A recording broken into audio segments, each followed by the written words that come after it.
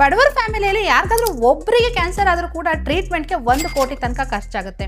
ಎಮರ್ಜೆನ್ಸಿಗೆ 1 ಕೋಟಿ ಬಡವರಿಗೆ ಅಡ್ಜಸ್ಟ್ ಮಾಡೋಕೆ ಸಾಧ್ಯನಾ? ಇವಾಗಿನ ಟೈಮಲ್ಲಿ ಜಸ್ಟ್ ಒಂದು ನಾರ್ಮಲ್ ಅಡ್ಮಿಷನ್ ಬಿಲ್ ಕೂಡ ಲಕ್ಷ ಬರುತ್ತೆ. ಎಸ್ಪೆಷಲಿ ನಮ್ಮ ಪೇರೆಂಟ್ಸ್ಗೆ ಏಜ್ ಆದಮೇಲೆ BP, ಶುಗರ್ ಹಾಗೆ ಹಾರ್ಟ್ ರಿಲೇಟೆಡ್ ಪ್ರಾಬ್ಲಮ್ಸ್ ಕಾಮನ್ ಆಗಿಬಿಟ್ಟಿದೆ. ಟ್ರೀಟ್ಮೆಂಟ್ ಕ್ವಾಲಿಟಿ ಜಾಸ್ತಿ ಆದಷ್ಟು ಎಕ್ಸ್ಪೆನ್ಸಸ್ ಕೂಡ ಜಾಸ್ತಿ ಆಗುತ್ತೆ. ಇನ್ಶೂರೆನ್ಸ್ ಏನಾದರೂ ಇಲ್ಲ ಅಂದರೆ FD ಆಗಿರ್ಬೋದು, ಗೋಲ್ಡ್ ಆಗಿರ್ಬೋದು, ನಮ್ಮ ಎಲ್ಲ ಸೇವಿಂಗ್ಸ್ನು ಕೂಡ ನಾವು ಖರ್ಚು ಮಾಡಬೇಕಾಗಬಹುದು. ತುಂಬ ಜನ ಆಮೇಲೆ ಇನ್ಶೂರೆನ್ಸ್ ತಗೋತೀನಿ ಅಂತ ಪೋಸ್ಟ್ಪೋನ್ ಮಾಡ್ತಾ ಇರ್ತಾರೆ. ಬಟ್ ಏಜ್ ಆದಮೇಲೆ ಪ್ರೀಮಿಯಂ ಕೂಡ ಜಾಸ್ತಿ ಆಗ್ಬೋದು. ಕೆಲವು ಸಲ ಕವರೇಜ್ ಕೂಡ ಸಿಗೋದಿಲ್ಲ. ಆಕ್ಚುಲಿ ಕೆಲವು ಪ್ಲಾನ್ಸ್ ಅಲ್ಲಿ ಪ್ರೀ ಎಕ್ಸಿಸ್ಟಿಂಗ್ ಡಿಸೀಸ್ ಇದ್ರೂ ಕೂಡ ಡೇ 1 ಇಂದಾನೆ ಕವರೇಜ್ ಇರುತ್ತೆ. ನಾನು ರೀಸೆಂಟ್ ಆಗಿ ಕೆಲವು ಹೆಲ್ತ್ ಇನ್ಶೂರೆನ್ಸ್ ಪ್ಲಾನ್ಸ್ ನ ಕಂಪೇರ್ ಮಾಡ್ತಾ ಇದ್ದೆ.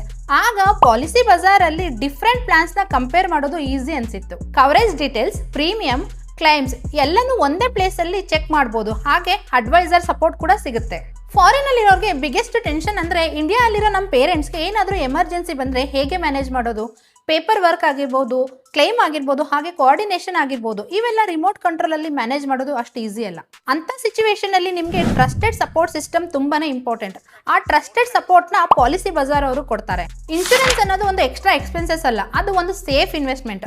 ಎಮರ್ಜೆನ್ಸಿ ಟೈಮಲ್ಲಿ ಲಕ್ಷ ಖರ್ಚು ಮಾಡೋದಕ್ಕಿಂತ ನಾವು ಹೆಲ್ತ್ ಇನ್ಶೂರೆನ್ಸ್ ನ ತಗೊಂಡಿದೀವಿ ಅಂತ ಪೀಸ್ಫುಲ್ ಆಗಿ ಲೈಫ್ ಲೀಡ್ ಮಾಡಬಹುದು.